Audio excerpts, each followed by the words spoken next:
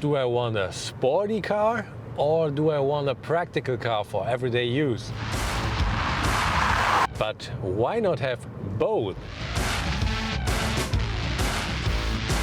More than 20% of Skoda Octavias that are sold are RS models.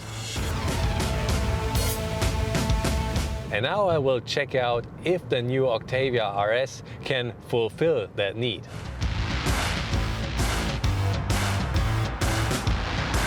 Listen to that.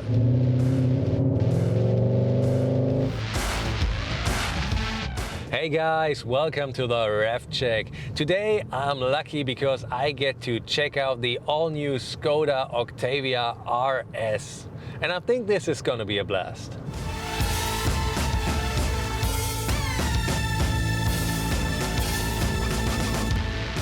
So the new Octavia RS is available with 3 different engines, a 2-liter TSI engine, 245 horsepower. Then there is the version we're testing right here. It's the IV, which has 245 horsepower as well. But that is the combined power output of the electric engine and a 1.4-liter gasoline engine.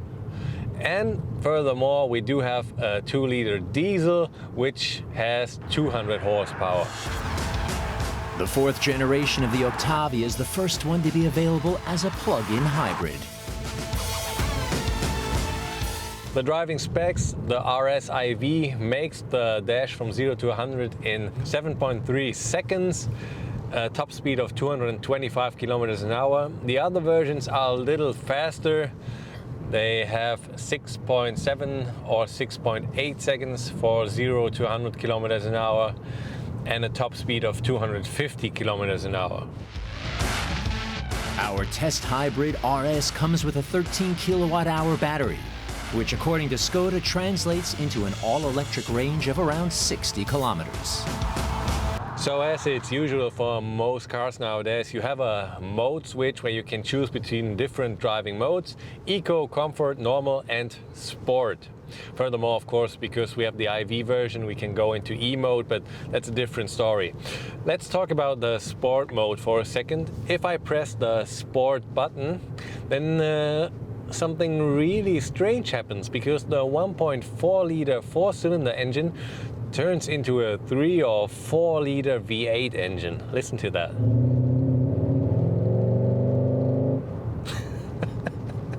I mean that's it sounds strange. Of course, everything is it's an artificial noise, but considering the horsepower the car actually has, it's too much. The sound is too much, definitely. But no worries, you will only hear that on the inside, so outside the people won't notice. And if you want, you can set an individual drive mode where you can, even if you have everything else in sport, you can deactivate the artificial engine sound. But back to the E mode. In practice, of course, that 60-kilometer all-electric range is not really feasible. Our man Emmanuel did at least manage to crack 40 Ks with the help of regenerative braking. But this is a car designed for regular city traffic. By the way, recharging a completely flat battery takes around 5 hours. So the driving impression in the car is as you would expect it. The car is quite sporty and nimble. If you accelerate, yeah, that feels pretty good, even though it's only 1.4-liter engine. The only thing is, it's not that silent in here, but it's still okay.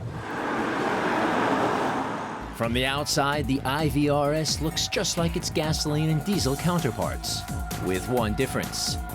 With the battery installed in the rear of the vehicle floor, in order to protect it, the IV sits a little higher than its siblings, 15 millimeters higher to be precise. Even though the Octavia is based on a compact car platform, there is quite a lot of space in here. It's pretty roomy. I have decent leg room, very much headroom, and the seats are quite comfortable as well. Then there are some cool features back here. For example, this armrest. if you don't have more than 4 passengers. And you can also add a smartphone holder right here, so you can operate your smartphone or watch a movie or do whatever you like. And if you get tired along the way, and that is the part I like most, there are these little helpers here that will keep your head straight, and then you won't wake up with your neck hurting. Pretty nice. The interior has a sporty look to it and features high-quality materials with some solid workmanship. Plus, there's a new multifunctional steering wheel. The infotainment system with a 10-inch touchscreen is standard. On the downside, the IV Hybrid has much less cargo capacity than the regular models, a consequence of the battery taking up so much space under the trunk. As you can tell, the Octavia is a pretty roomy car for everyday use. 490 liter for the IV version, so you will lose 150 liter of cargo space due to the battery, but you can go up to 1,555 liters if you fold down the rear seats. And I think for a car in that segment, that's pretty much space.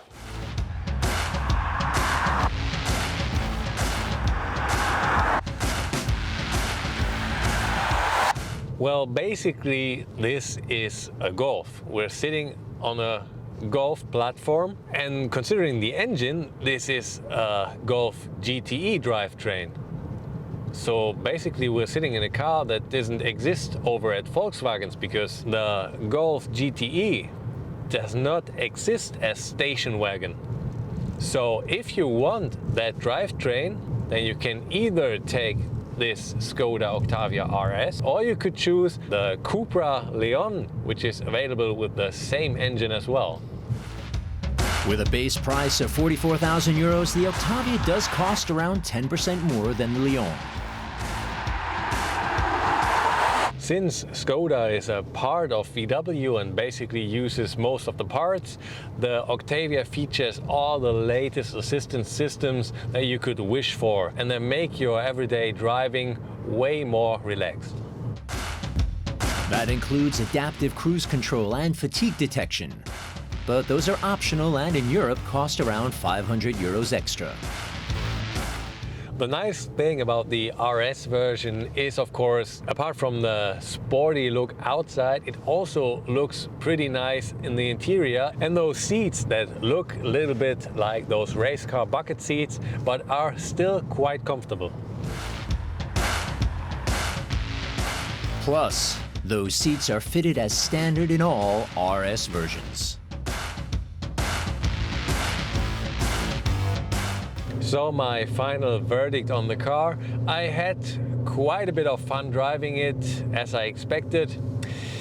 But to be honest, if I had to choose between one of these 3 RS versions that Skoda offers, then I guess I would take the regular gasoline engine, simply because it's a little cheaper, a little more powerful, and then maybe I would get rid of this artificial sound right here and have a little more of a natural sound. Fortunately, there is the option of turning off that canned engine noise. Otherwise, the Octavia RS IV is a sporty and spacious car with a purely electric drive mode that's ideal for city traffic. But it really could do without those annoying sound effects.